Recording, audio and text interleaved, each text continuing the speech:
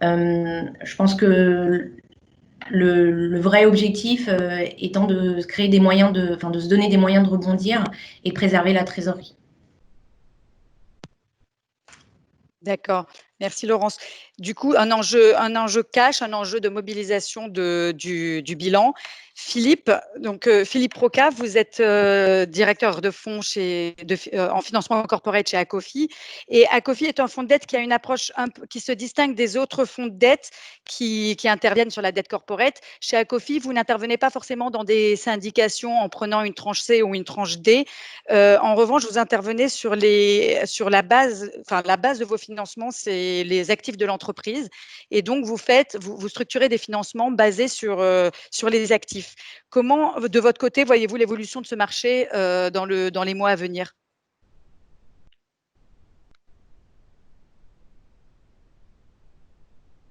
Philippe, on ne vous entend pas. Micro.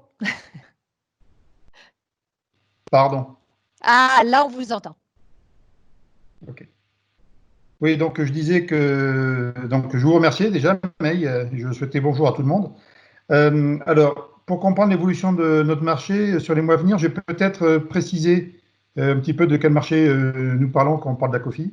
On gère 2 milliards d'euros d'actifs en crédit quasi exclusivement.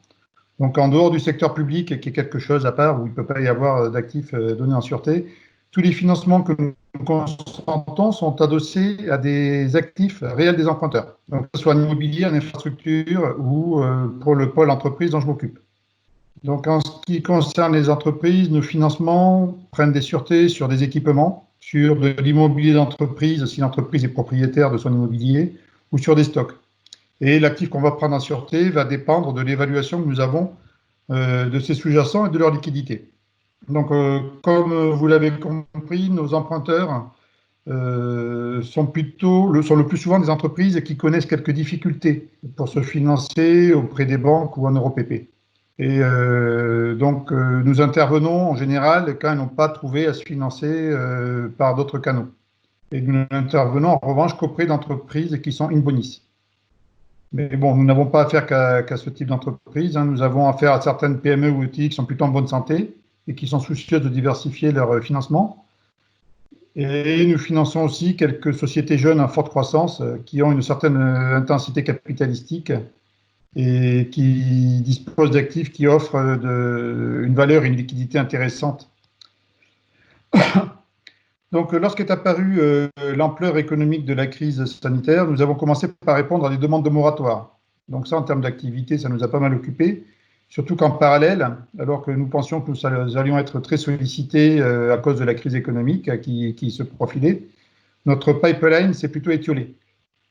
Avec l'annonce des prêts garantis État, avec les fameux PGE, on avait anticipé des difficultés en effet pour notre déploiement, parce que déjà le programme de ce programme était considérable.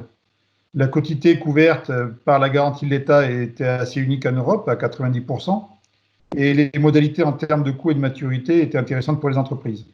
D'ailleurs, les emprunteurs se sont plutôt naturellement tournés vers cette manne, et nous nous sommes alors dit que nous serions contraints à une sélectivité plus importante, à la fois pour évaluer l'impact de la crise sur les emprunteurs et sur le sûreté qu'ils étaient en mesure de nous apporter, ainsi qu'à raison de la sélectivité adverse, puisqu'on se retrouverait face à des emprunteurs dont le PGE aurait été rejeté.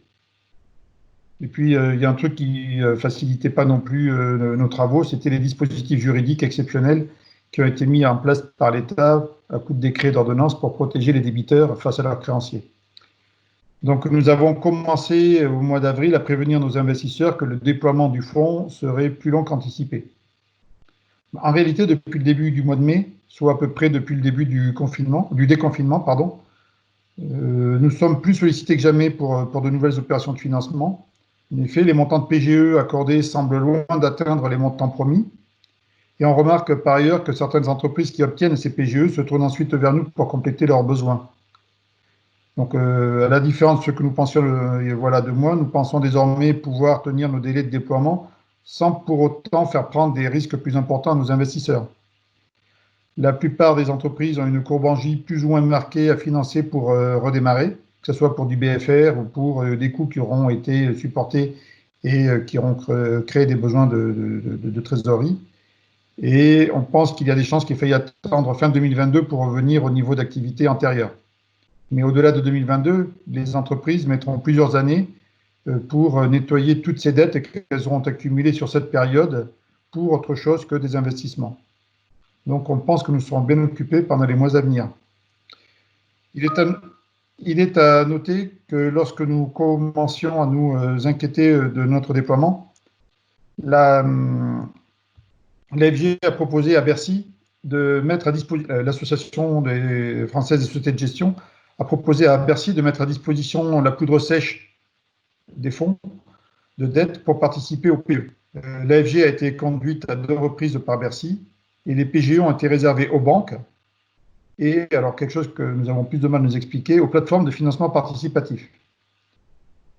Mais bon, à l'arrivée, ce ne sera pas dommageable pour nous parce que notre activité est repartie sur les chapeaux de roue et notre poudre sèche trouvera sans problème à s'employer en dehors du dispositif du PGE. D'accord. Merci Philippe. Effectivement, du coup, on arrive à la question du PGE. Je vais laisser la parole à mon collègue Jonathan. Oui, merci mais oui, alors effectivement, le PGE est au cœur des discussions depuis maintenant un peu plus de 2 mois et c'est vrai qu'afin de faire face à la crise sanitaire qui s'est très vite transformée en une crise de trésorerie pour les entreprises, l'État a réagi, il faut le dire, cette fois avec force et avec célérité, puisque on nous a proposé un nouveau produit qu'on appelle effectivement le PGE pour prêt garanti par l'État. Alors c'est un produit qui est principalement bancaire, hein, puisque c'est vrai que si on met de côté l'intervention tout à fait marginale des intermédiaires en financement participatif, hein, qui vient d'être évoqué, c'est un produit qui aujourd'hui ne peut être proposé que par les établissements de crédit ou les sociétés de financement. Alors, sans entrer dans le détail, je rappellerai simplement quelques aspects du PGE quand même pour poser le sujet. Donc, c'est un prêt dont l'encours est garanti par l'État dans une fourchette qui peut aller de 70 à 90% en fonction de la taille de l'entreprise, ce qui est considérable. C'est un prêt qui ne peut être mis en place que pour maximum 25% du chiffre d'affaires 2019 de l'entreprise qui sollicite ce prêt.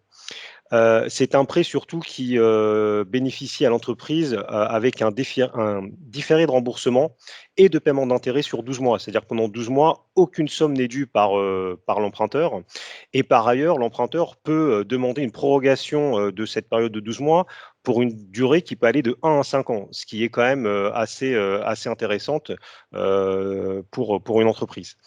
Et enfin, le dernier point à savoir sur le PGE, c'est que c'est un produit qui ne fait l'objet d'aucune garantie autre que la garantie de l'État, ce qui est très intéressant pour l'entreprise qui pourra préserver ses actifs, voire pour les plus petites d'entre elles, préserver le patrimoine du dirigeant pour lesquels généralement on demande des cautions. Alors, ce que l'on constate, c'est que depuis que cet outil a été mis en place le 23 mars 2020, soit très peu de temps après le début de la période de confinement, eh bien, cet outil a impacté de manière assez significative le marché de la dette corporate, puisqu'en à peine plus de 2 mois maintenant, ce sont près de 85 milliards d'euros qui ont été octroyés à plus de 500 000 entreprises, d'après les derniers chiffres qui ont été communiqués par le directeur général de la BPI, je crois que c'était hier, et ce qui place la France très loin devant ses voisins européens en la matière, puisque d'après les derniers chiffres qu'on a eus dans la presse, l'Espagne a octroyé pour à peu près 63 milliards d'euros de prêts de ce type-là à ces entreprises, le Royaume-Uni 35 milliards, l'Allemagne 28 et l'Italie 22. Donc c'est vrai que la France, avec ses 85 milliards, est vraiment la championne des PGE. Pour nous en parler de manière un peu plus précise et nous donner leurs impressions sur le marché de la dette bancaire corporate, donc on a le plaisir d'accueillir aujourd'hui Nelly Foissy et Neil Mazumder, qui sont tous deux directeurs du département financement syndiqué mid-cap d'HSBC. Alors Nelly et Neil, on ne vous voit pas, je crois, mais je pense que vous êtes avec nous par téléphone. Est-ce que vous nous confirmez? Oui, bonjour à tous. Bonjour Nelly, Bonjour Neil. Alors Nelly, tu as été responsable de la syndication des opérations de financement syndiqué pour l'ensemble des transactions arrangées par HSBC depuis maintenant plus de 15 ans, essentiellement pour de la clientèle CAC 40 et de la clientèle mid-market. Et tu es intervenu à ce titre dans de nombreuses opérations d'acquisition d'envergure sur le marché français et européen ces dernières années. Neil, de ton côté, tu as rejoint le groupe HSBC en 1994. Entre 2006 et 2013, tu as travaillé au sein du département crédit syndiqué pour structurer et mettre en place des opérations de crédit syndiqué pour des grands clients d'HSBC. Et depuis 2013, donc, tu gères l'équipe de financement syndiqué mid-cap qui comprend donc toute la clientèle hors CAC 40 de HSBC en France. Donc, vos deux parcours et vos activités actuelles sont très intéressantes puisque vous avez une vision très pointue, très détaillée de ce qui se passe aujourd'hui sur le marché de la dette corporate et en particulier sur la mise en place de ces PGE. Alors, Nelly, Neil, une première question pour vous. Si on devait faire une comparaison avec la crise financière de 2008, à laquelle on se réfère beaucoup ces derniers temps, quelles sont les différences et les points communs qu'on peut faire entre la crise actuelle de trésorerie due à la crise sanitaire et la crise financière de 2008? Merci Jonathan. Bonjour à tous. Donc en effet, oui, Nelly et moi, on a travaillé en tant que prêteur à ces entreprises, des grandes entreprises du CAC 40 d'abord, et puis maintenant plus axé sur les sociétés mid-cap. Et on se rappelle très bien de la crise de 2008-2009. D'ailleurs, on a eu le plaisir de travailler avec May et toi, Jonathan, à l'époque aussi. Donc, en effet, la récession de 2008-2009 est tout à fait comparable avec ce que nous vivons aujourd'hui, mais avec une différence importante, c'est que la récession de 2008-2009, comme vous vous rappelez, avait une origine financière, l'effondrement notamment des subprimes, les fameux prêts immobiliers octroyés à la légère un peu par les banques américaines. Alors qu'aujourd'hui, on est face à la crise Covid-19 qui vient plutôt d'un choc sanitaire externe qui touche l'économie réelle et qui s'étend au fur et à mesure que les pays sont impactés. Vous savez, avec l'arrêt d'usines en Chine, elle a d'abord touché l'offre en perturbant l'approvisionnement des entreprises, mais elle s'étend désormais à la demande avec des consommateurs qui sont contraints de rester chez eux, qui annulent ou repoussent leurs déplacements et leurs achats. Alors, à l'époque, la crise aussi avait démarré aux États-Unis. Aujourd'hui, elle a démarré en Chine, mais bon, qui monte de plus en plus au niveau de l'économie mondiale. Si on doit faire des similitudes, bon, tout d'abord, les subprimes, on peut toujours le comparer comme une sorte de virus aussi, hein, parce que, bon, quelque part, ce sont des prêts de mauvaise qualité qui étaient cachés et dispersés dans des actifs qui était sain à l'époque et qui a paralysé peu à peu les relations financières comme le virus d'aujourd'hui. La plus grande effet, évidemment, c'est la chute de grande bourse de 2008, si vous vous rappelez, et la chute en cours de l'économie internationale actuelle. Les deux sont plutôt plus ou moins comparables, notamment dans un monde qui est de plus en plus globalisé. Après, bien sûr, il y a le soutien des politiques qui sont d'abord monétaires, puis budgétaires, et qui sont massifs à chaque fois dans les deux crises. Hein. Mais les principales différences, et c'est là où en fait on vient, c'est que le choc actuel est plutôt exogène, hein, d'origine sanitaire, comme je disais, et il a attaqué d'abord le secteur production. Ensuite, il s'est répercuté sur le secteur financier. Alors qu'en 2007-2008, le choc était plutôt endogène et avait d'abord affecté le système financier, bon, aux États-Unis d'abord, puis au niveau mondial, en entraînant un effondrement des prix immobiliers et de la production. Une autre différence, c'est qu'aujourd'hui, avec une finance qui est plus résiliente et des renforcements de capitaux, les banques aujourd'hui font partie de la solution et non du problème, à ce stade en tout cas. Le pari est celui d'une chute et d'une reprise économique plus rapide, bien sûr. Par contre, la crise financière infusée avant 2008 et le rebond de 2010-12 qu'on avait connu était suivi d'une croissance qui était plus lente. Ceci dit, on ne peut pas exclure cette fois-ci surtout une deuxième vague de Covid ou confinement, comme on le sait tous, qui pourrait arriver plus tard cette année. On ne le souhaite pas, mais qui pourrait arriver. Voilà un petit peu en quelques mots les principales comparaisons, si je puis dire, entre les deux crises.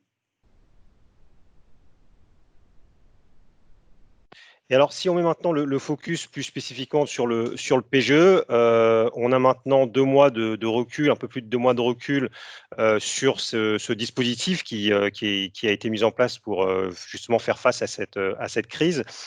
Est-ce que vous pouvez nous donner un petit peu des détails sur les demandes récurrentes qui vous sont présentées par vos clients et quels sont les points d'achoppement auxquels vous devez faire face dans vos discussions avec les entreprises qui sont demandeuses de PGE? Alors, en fait, la gestion et l'exécution de ces PGE a été un peu plus compliquée au départ parce qu'il y avait un manque de clarté en fait au niveau des guidelines du ministère de l'économie, les interprétations de textes qui existaient, ce qui fait que les banques ont dû échanger régulièrement via la FBF et s'appuyer plutôt sur les Q&A du Trésor pour avancer dans le montage de ces PGE. Puis avec les temps, en fait, des précisions ont été apportées, aussi bien sur le fonctionnement de la garantie, sur le fonctionnement du PGE, et on a abouti en fait à la signature des premiers PGE fin avril, ce qui a permis de fluidifier largement en fait les discussions, que ce soit pour les PGE grandes entreprises ou pour les PGE de masse. Là, on a vraiment eu une vague importante de signatures de PGE, on va dire, sur mai 2020, et il faut vraiment souligner le travail important qui a été fourni par l'ensemble des avocats de la place pour assister les emprunteurs et les banques à formaliser dans un délai aussi rapide ce très grand nombre de PGE sous format syndiqué et en fonction des catégories, on va dire, de chaque client, c'est-à-dire ETI, PME ou grande entreprise. Après, au niveau des demandes récurrentes, il y a des choses qui ont été clairement formalisées et indiquées. C'est l'objet du PGE qui doit être clairement défini et qui doit être lié en fait à des effets Covid-19 sans tenir compte en fait de la situation préalable de l'emprunteur avant mars 2020. Le système qui a été retenu, c'est une participation des banques relationnelles donc, françaises en ligne avec les prorata des participations de ce qu'elles pouvaient avoir en fait sur les crédits existants. Par ailleurs, on a aussi pas mal discuté sur tout ce qui était exclusion des effets Covid-19 dans les clauses de contrat, surtout sur la partie, on va dire, événements significatifs défavorables, pour progressivement limiter dans le temps et idéalement déterminer des dates en fonction des secteurs et de l'impact en fait, du Covid-19 sur ces secteurs. Pour la plupart en fait, de ces clients, il y a eu également aussi en parallèle des demandes de waiver pour autoriser ce nouvel endettement lié au PGE et pour la plupart, un réaménagement des ratios pour les prochaines dates de test à venir sous forme de covenant holiday ou alors de réajustement de niveau quand c'était possible. Et ce qu'il faut vraiment noter aussi, c'est les délais de mise en place qui sont quand même très serrés puisqu'en général, on aboutit à un PGE sous format syndiqué en moins d'un mois. Donc ça, c'est vraiment un très bon point. Et je vais laisser Neil vous parler un peu plus des points d'achoppement, des négociations qu'il y a pu y avoir par ailleurs. Oui, merci Nelly. Bon, pour les points de négociation pendant les points d'achoppement, on a surtout beaucoup discuté, beaucoup négocié avec les emprunteurs concernant ce que disait Nelly sur les covenant holiday. Alors parce que nous, en tant que banque, on préfère effectivement un réajustement des covenants plutôt que de complètement donner un holiday à une date précise. Ceci étant, pour 2020, on a vu de plus en plus de covenant holiday. Après, en 2021, on est arrivé à négocier plutôt des niveaux de covenant un peu plus favorables pour l'emprunteur, mais néanmoins, les comités des crédits des banques préfèrent avoir un niveau, combien même ce niveau soit plus élevé, ce qu'on voit habituellement pour un emprunteur donné. D'autres clauses, c'était notamment les clauses de cessation d'activité et l'interprétation juridique de cette clause dans le cadre dans le contexte de cette crise de Covid-19 et aussi les clauses de effets significatifs défavorables. Alors ça, en effet, avec tous les contrats qu'on a vus ensemble, Jonathan, tu as bien vu qu'on a discuté pas mal sur ces clauses-là et notamment l'exclusion des effets Covid-19 dans cette clause de ESD. Qui a pris quand même pas mal de discussions avec des emprunteurs. La clause de défaut croisé dans les contrats existants pour protéger les prêteurs PGE, où en fait les prêteurs voulaient absolument avoir ces clauses-là avec toute la dette qui peut être située ailleurs, alors que l'emprunteur voulait, pareil ici, soit ne pas exercer la clause de défaut croisé, soit mettre des des exclusions Covid-19 dedans. Tout ce qui est discussion autour de l'endettement additionnel ou limitation de croissance externe au paiement de dividendes, ça, c'était aussi des points d'achoppement, des points de longues négociations pendant la mise en place des PGE.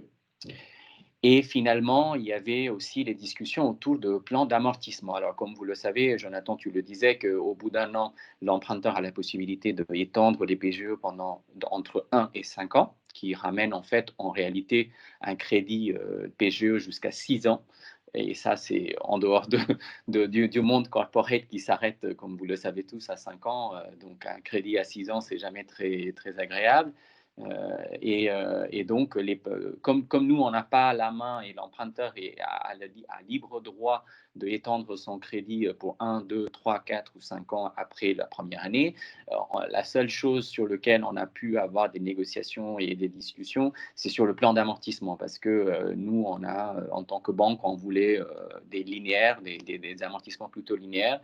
Et en fait, dans certains cas, compte tenu du cash dont disposait ou le BP qui a été donné par le client, on a été obligé d'accepter des fois les remboursements plutôt progressifs selon les capacités de remboursement de chaque emprunteur, surtout dans les années de prorogation qui étaient plus courtes. Parce que quand c'est prorogé pendant 5 ans, en effet, un amortissement linéaire était plus possible, mais était possible. Par contre, pour tout ce qui était inférieur à 5 ans, l'emprunteur a plutôt demandé quelque chose d'un peu plus progressif en termes d'amortissement. Voilà en quelques mots les différents points d'achoppement qui ont donné lieu à des négociations un peu plus longues pendant la mise en place des PGE. Merci Neil. Alors, on voit que vous parlez de Covenant Holiday, de SD, etc. Et alors, j'imagine que tout ça s'inscrit dans le cadre d'une dette corporate qui existe au préalable pour tous vos clients, et que donc vous avez probablement mis en place des PGE en ayant du coin de l'œil une vue sur la dette existante de vos clients. Comment se fait l'articulation entre les PGE d'une part et la dette corporate qui existe sur vos clients? Comment vous arrivez à mettre en place un PGE et comment vous organisez les relations entre le PGE et la dette existante? Alors, en effet, c'est une très bonne question. Oui, dans le monde corporate, comme vous le savez peut-être, on a en effet avec tous les clients corporate, notamment des RCF, des lignes de liquidité, qui elles, sont situées, qui sont pour des besoins généraux ou pour le refinancement de leurs dettes existantes, des lignes que les banques relationnelles mettent en place pour notamment des durées de 5 ans. Et en fait, pour répondre plus particulièrement à ta question sur comment s'articule cette dette PGE avec la dette corporate, eh bien, la réponse, ça dépend où est situé le PGE. Parce que, comme tu as dit au départ, le PGE est un crédit qui est octroyé à la filiale française, en fait, à l'activité française. Et donc, souvent, le PGE peut être au même niveau que le syndiqué, comme ça peut être au-dessus, comme ça peut être en dessous. Donc, si le PGE est situé au même niveau que le syndiqué, notamment pour des groupes français, alors le crédit PGE est pari passu avec le RCF, avec une documentation similaire basée sur la documentation existante, mais avec des limitations supplémentaires qu'on demande au moins pendant la première année, ou voire les 3 premières années, voire pendant toute la durée du PGE, notamment en termes de dividendes, en termes de croissance externe, en termes d'investissement, en termes d'endettement additionnel, tous les points de négociation que j'ai évoqués auparavant. Après, si la dette le PGE n'est pas toujours au niveau du syndiqué, le PGE peut aussi être au niveau supérieur. Genre au niveau du holding company. On a connu ça dans 2 ou 3 PGE qu'on a mis en place récemment. Alors la documentation dans ce cas-là, s'il est au niveau supérieur, il est similaire à la RCF parce que la RCF se situe au niveau d'une filiale qui tombe dans le périmètre du holding company. Mais avec bien sûr en plus au niveau du PGE certaines limitations, par exemple un respect également des covenants et engagements par la filiale qui tient le crédit syndiqué. Il y a des discussions souvent sur l'objet du PGE, l'utilisation par la filiale opérationnelle qui est affectée par la situation Covid-19. Donc il y a une dette push-down par la société qui emprunte au niveau du PGE et qui le pousse vers la filiale qui est affectée par la Covid-19. Et des fois, on a eu des discussions aussi sur la prorogation ou non. Alors, comme vous le savez tous, la prorogation, elle est à la main de l'emprunteur. Mais quand on prête aux holding companies, on a eu des discussions avec l'emprunteur pour assurer que la prorogation est bien nécessaire parce qu'on ne veut pas que le holding company proroge le PGE alors que la société en dessous qui est affectée par le Covid-19 n'a pas besoin. Donc, même si elle est à la main de l'emprunteur, on a quand même eu des discussions sur ces prorogations-là. Voilà, donc ça, c'est si c'est situé au niveau supérieur. Si le PGE est situé à un niveau inférieur sur une filiale opérationnelle, ça, c'est la version un petit peu plus compliquée parce qu'on ne peut pas voir imposer un respect de covenant par le niveau par un PGE qui est au niveau inférieur, alors que les covenants dont on dispose actuellement est au niveau de la société mère. Donc, ce n'est pas le même périmètre, ce n'est pas le même covenant, ce n'est pas les mêmes niveaux. Donc, ça devient un peu plus compliqué de faire respecter par une fille un covenant au niveau de sa mère. Donc, on a plutôt vu des innovations. On a vu un minimum de trésorerie à respecter par la fille qui emprunte dans le cadre du PGE. On a vu imposer les restrictions sur des remontées des dividendes à la mère. Mais là, il faut faire attention parce qu'on a aussi la dette au niveau de la maison mère. Donc, ces cas-là, chaque fois, c'est un peu différent. Mais l'idée, c'est globalement de rester un maximum possible pari passu avec la dette RCF. Ok. Voilà. Ok, alors deux questions en une parce que le temps passe très, très rapidement. Juste pour faire un petit peu de prospective, comment vous voyez les choses jusqu'à la fin de l'année 2020, puisqu'on sait que les PGE peuvent être souscrits jusqu'au 31 décembre 2020. Donc, première question. Et deuxième question, comment vous voyez la suite sur justement la dette corporate? Est-ce que vous pensez que le marché de la dette corporate va revenir de plus belle au-delà du 31 décembre 2020? En quelques mots. Alors, très rapidement, la plupart des entreprises ont déjà anticipé en fait les effets Covid-19 dans leur activité et à ce titre, elles ont déjà demandé et entamé largement leurs discussions avec leurs banques sur les PGE. Le rythme des demandes pourrait toutefois continuer jusqu'à la fin de l'année et ça pourrait devenir encore plus soutenu si la consommation ne redémarre pas aussi vite qu'attendu ou si on a une deuxième vague du virus qui engendrerait un nouvel arrêt d'activité. Et dans ces cas-là, il y a pas mal d'entreprises qui pourraient être affectées et même si elles avaient réussi à maintenir une trésorerie suffisante, elles pourraient être aussi impactées. Ce qu'il faut bien prendre en compte aussi, c'est qu'en fonction des secteurs d'activité, l'impact Covid-19 n'a pas été le même. Et ce qu'il faut noter, c'est qu'il y a beaucoup de secteurs type hôtellerie, tourisme, automobile, construction qui ont largement souffert. Donc, ce qu'on envisage, nous, c'est effectivement qu'il pourrait y avoir une deuxième vague en fait, de PGE qui pourrait demander, parce que comme tu l'as indiqué, en fait, il y a encore la date fatidique en fait, du 31-12 qui leur permet de demander des PGE additionnels sur cette période. Et peut-être sur la partie retour à la normale, nous, ce qu'on considère, c'est qu'effectivement, la reprise devrait se focaliser en fait sur des clients avec de bons profils, probablement de bonnes notations en interne, ce que nous, on qualifierait peut-être de flight to quality, et surtout les entreprises qui auront démontré une forte résilience en fait, à cette crise sanitaire.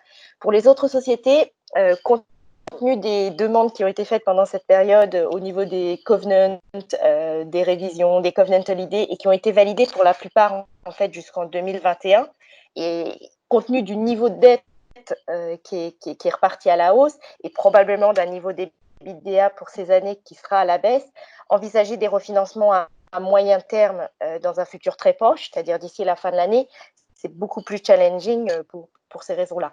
Maintenant, il faut bien garder en tête que les propositions de financement vont quand même être offertes par la plupart des banques pour des opérations relationnelles et dans un marché qu'on espère normaliser probablement d'ici la fin de l'année. Mais ce qu'il faut bien aussi prendre en compte, c'est que en termes de pricing, il y a eu un réajustement des pricing qui est prévu à la hausse. Et sur les durées moyennes en fait, qu'on constate sur ces nouvelles opérations qui seront probablement envisagées en fin de partie d'année, on sera sur des maturités qui risquent d'être beaucoup plus courtes. Donc, comme on vous l'avait indiqué, nous, on est plutôt en général sur des maturités 5 ans sur les financements corporate. On pense que là, on est plutôt sur des maturités qui seront proches du 3 ans. Voilà, c'est plutôt Merci beaucoup. Merci Nelly et Neil pour votre intervention. Très intéressant de voir comment ça fonctionne et la prospective, ce que vous attendez. Pour rappel à tout le monde, il y aura la possibilité, on va garder quelques minutes de questions à la fin. Si vous avez des questions, vous pouvez les taper dans le chat. Nous avons quelqu'un qui nous les transmettra. Maintenant, troisième partie de cette conférence. On souhaitait parler du marché du financement de projets et peut-être également brièvement sur le leasing. Je dis brièvement parce que probablement le leasing fera l'objet d'un autre sujet à part, étant donné qu'il y a beaucoup d'évolutions sur ce marché actuellement. Mais quand même, c'est intéressant d'en dire un mot et notamment de profiter de la présence de notre invité, de Stéphane Pasquier, qui est directeur général de BPCE Energeco, qui est aussi un membre fondateur de la plateforme verte, qui est très présent dans le soutien, le lobby, dans le bon sens du terme, bancaire pour la profession et le soutien de façon générale de l'activité des projets d'énergie renouvelable. Donc, peut-être une introduction brève et ensuite je poserai des questions à Stéphane. Alors, sur ce marché-là, nous, ce qu'on remarque, en tout cas sous notre casquette avocat dans la partie du financement de la transition énergétique, c'est un peu la même chose que ce qui a été dit jusqu'à aujourd'hui, enfin jusqu'à maintenant, c'est-à-dire augmentation des coûts de liquidité. On a une première vague entre 50 et 100 points de base et puis on a une petite seconde hausse un peu plus contenue. Mais on a des banques qui ont de la liquidité, donc qui ont pu continuer à accompagner les entreprises par les PGE et par d'autres financements, et notamment par une activité très dense et très active jusqu'à présent sur le financement des projets d'énergie renouvelable. On peut dire qu'on n'a pas chômé de ce coin-là, côté banque, avocats et fonds d'investissement également. Évidemment, il y a eu un tout petit problème de confiance. Je pense que c'est Laurence qui parlait à un moment donné de la confiance. Et en effet, c'est très compliqué pour que les emprunteurs comprennent à un moment donné que finalement, il y a des coûts de liquidité qui augmentent la marge, alors que le prévisionnel de l'entreprise n'avait pas pris en compte ces coûts, sans comprendre d'où ça vient. Et c'est quelque chose qui s'impose aux banques également. Donc ça, peut-être Stéphane reviendra sur cet aspect-là. On a évidemment des produits qui permettent de prévoir.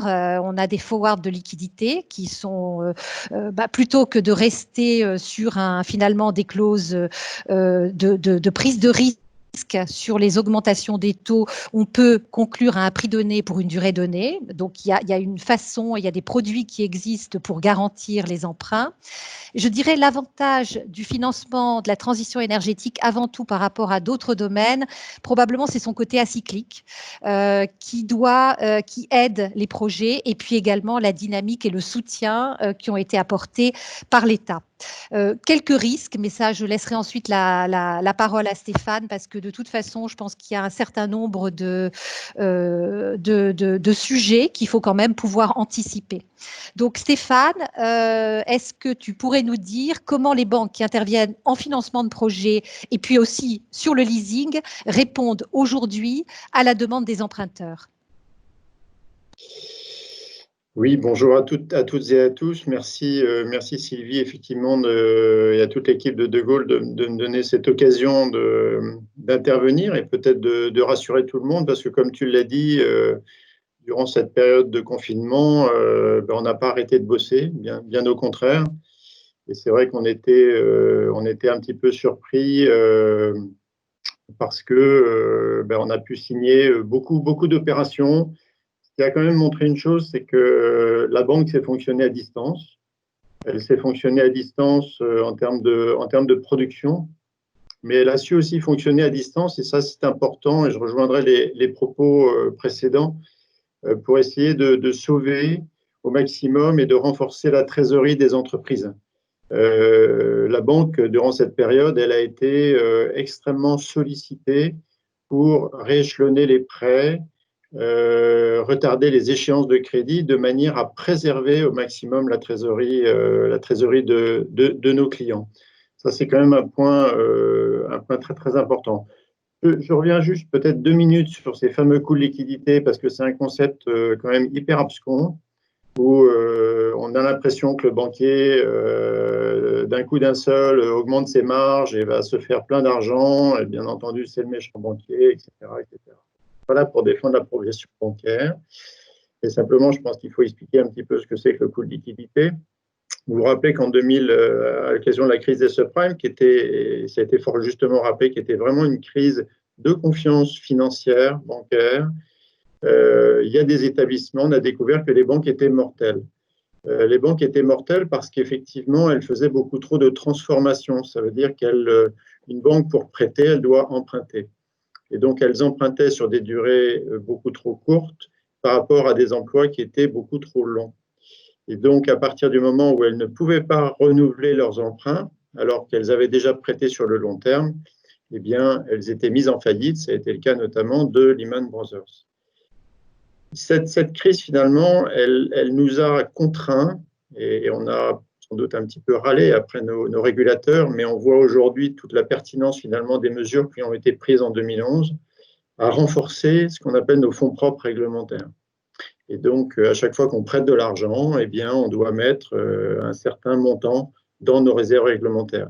Et aujourd'hui, c'est ce qui fait toute la solidité du système bancaire. C'est ce qui fait que le système bancaire, il n'est pas à risque. Il a permis d'aider complètement l'économie tout en supportant l'absence de revenus pendant une période relativement longue, puisque le rééchelonnement des crédits ne génère pas de revenus aussi pour les banques, mais simplement les banques ont de telles aujourd'hui capacités financières et de capacités de résistance en termes de liquidité, en fait, qu'elles sont capables de supporter ces crises. Alors, simplement, ce qui s'est passé au début du Covid par rapport à ces coûts de liquidité, en fait, c'est que les banques donc, doivent avoir une position de liquidité qui est relativement adossée par rapport à leurs emplois et à la maturité de leurs emplois. Et donc, il a fallu aller sur les marchés pour emprunter soit du court terme, soit du long terme. Vous avez vu que toutes les mesures d'aide, en fait, ce sont des mesures de court terme. Et ce ne sont pas des mesures de long terme. Donc, ça veut dire que la liquidité long terme pour les banques, eh bien, il n'y avait pas forcément d'accès à cette ressource-là. Et donc, il a fallu privilégier, sécuriser en fait ces ressources long terme de manière à pouvoir les conserver pour le financement de l'économie. Et donc aussi choisir les projets. Ce qui fait que mécaniquement, ces ressources en interne dans les banques ont été plus chères. Voilà. Et c'est ce coût supplémentaire qui nous est facturé en tant que métier commercial, eh bien, vient amputer aussi la marge que l'on fait sur les opérations. La marge que l'on fait sur les opérations, ce n'est pas la marge commerciale que l'on voit dans les propositions. Donc, effectivement, on a assisté à cette augmentation relativement forte. Je pense qu'aujourd'hui, on observe un assouplissement assez fort, assez brutal. Il faut toujours être prudent par rapport à la volatilité de ces phénomènes. C'est monté très vite. Aujourd'hui, ça descend très vite. C'est un peu comme le moral des gens. On dit, ça y est, le virus est derrière nous, c'est reparti, et donc on y va. Je pense qu'il faut être vigilant. L'argent est là. Je pense qu'on est tout à fait prêt à encourager l'économie à repartir. Et tout le monde est au travail. Les gens sont revenus dans les établissements bancaires, même si on a beaucoup travaillé à distance. Et est-ce que tu penses, Stéphane, que le financement de projets va changer en matière d'énergie renouvelable dans les mois qui viennent? Est-ce qu'il risque d'y avoir des tendances post-crise dans ce marché? Voilà. Attends, je prends ma boule de cristal. Je crois qu'aujourd'hui, il faut partir du besoin des clients. On a en matière de financement des énergies renouvelables aujourd'hui des appels d'offres. On a une programmation pluriannuelle de l'énergie qui est sortie en plus en pleine période de confinement, ce qui montre bien que l'activité aussi administrative ne s'est pas arrêtée. On a vu aussi que la Direction générale de l'énergie et du climat avait beaucoup soutenu le secteur en indiquant que s'il y avait eu des retards de mise en service de chantier, eh bien, ça allait être pris en compte dans les tarifs qui sont accordés. Donc, les projets n'allaient pas être pénalisés. Donc, je ne vois pas un changement brutal du mode de financement des projets d'énergie renouvelable dans les mois qui viennent. Et est-ce que certaines banques disent que certains projets qui auraient potentiellement pu être acceptés il y a quelques mois ne sont pas bancables aujourd'hui? Alors, on parle des tails négatifs, on parle peut-être des projets un tout petit peu plus risqués. Après, j'imagine que ça change selon la position des banques qui ont pris des positions beaucoup plus agressives par rapport à d'autres. Est-ce que là, tu penses, il y a une anticipation à avoir sur certains projets et des producteurs qui vont avoir des banquiers qui leur disent: ah, non, désolé, ce projet qu'on vous aurait financé un an, aujourd'hui, on ne peut pas le faire? Je pense que la technique du financement de projet, elle est avant tout basée sur la détection des aléas d'un projet. Ces aléas, et je pense en particulier à ce que l'on a vécu en période de confinement, on a eu pour ceux qui ont suivi les prix de l'électricité, on a eu un phénomène absolument extraordinaire, avec des prix d'électricité qui ont énormément baissé, qui voire parfois même sont passés en négatif, puisqu'on n'arrivait pas à arrêter des moyens de production de base. Et on a découvert qu'effectivement, il pouvait y avoir des prix négatifs sur le marché. Si on n'arrivait pas à avoir suffisamment de flexibilité. Bon, ces prix négatifs, je sais que dans les documentations, nous, on avait mis en place dans nos documentations, ça a fait râler un petit peu certains clients, mais avec de l'explication, ils l'ont compris, une mesure de protection du projet qui était une clause de réserve de prix négatifs. En cas de prix négatif, elle paraissait extrêmement théorique. On a vu là que cette clause aurait très bien pu s'appliquer. Les prix de l'électricité maintenant, dans 15 ans, dans 20 ans, ils ne sont pas forcément modifiés par la crise que l'on vient de vivre. Donc, je pense qu'on va continuer à structurer des opérations sur des durées relativement longues, 20 ans en moyenne, et un peu plus pour ceux qui souhaiteraient faire du tel négatif. Mais là aussi, il faut essayer de protéger l'aléa du projet et sa capacité à rembourser la dette. Peut-être une petite dernière question avant qu'on passe aux questions du public. Le leasing, est-ce que de ton côté, tu vois quelques changements sur l'analyse des projets actuellement ou sur les demandes? Le leasing, en fait, il trouve beaucoup d'intérêt aujourd'hui. D'abord parce qu'il y a une tendance dans l'économie qui est importante, celle de la servicisation. On n'a plus forcément envie d'être propriétaire de son actif, de manière à ne pas être en risque sur sa valeur résiduelle. Et donc, on va faire appel à une société de leasing pour avoir plutôt un loyer à rembourser qu'une charge d'intérêt.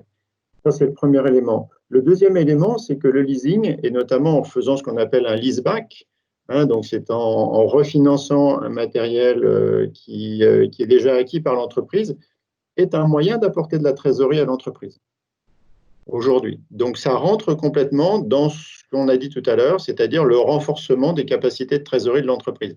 Ça, c'est quelque chose qui est en train de partir vraiment en très forte croissance depuis une quinzaine de jours, avec beaucoup de demandes de ce type de produit-là. Et puis, troisièmement, dans le secteur de la transition énergétique, le leasing, il est idéalement placé.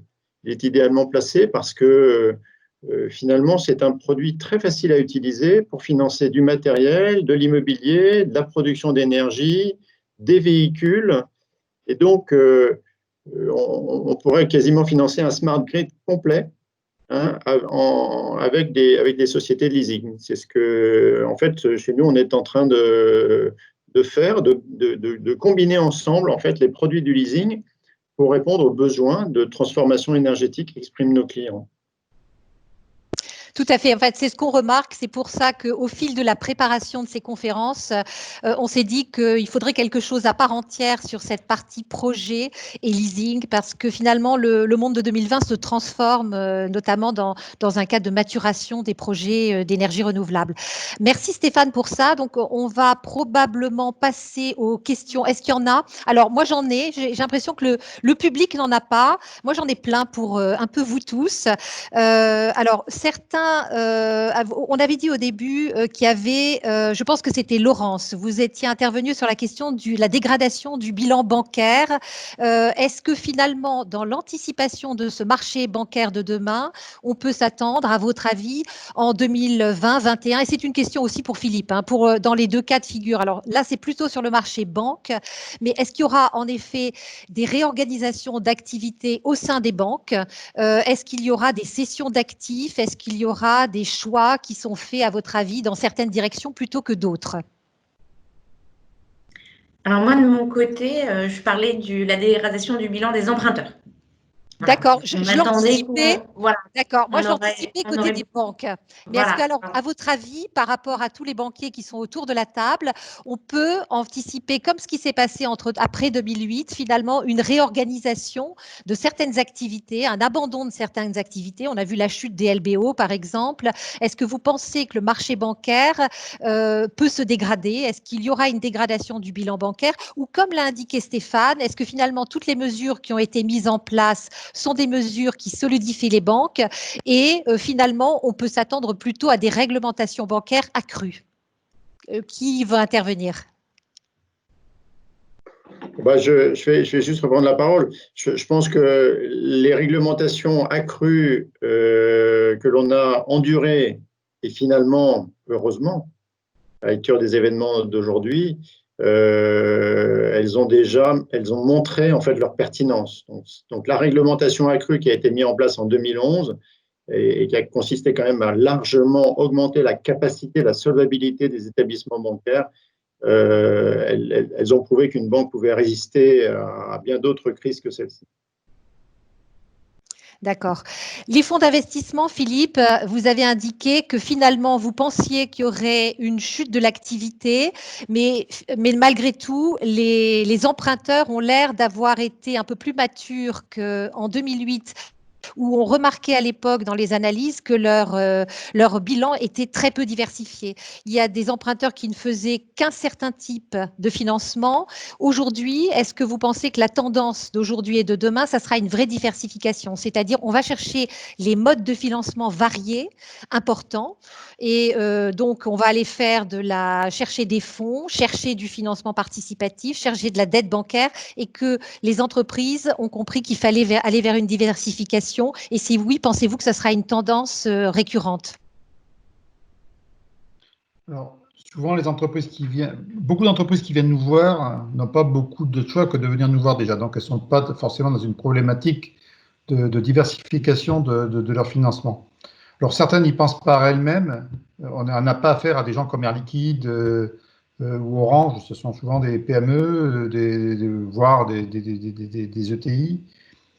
Certaines sont passées par des difficultés dans le passé qui leur ont inspiré de diversifier leurs sources de financement. Et donc, même si ça leur coûte plus cher que du financement bancaire, pour elles, ce n'est pas un problème. La diversification des sources de financement, ça a un coût, et elles ont pour habitude de passer par des financements alternatifs pour compléter leur financement bancaire, voire EuroPP.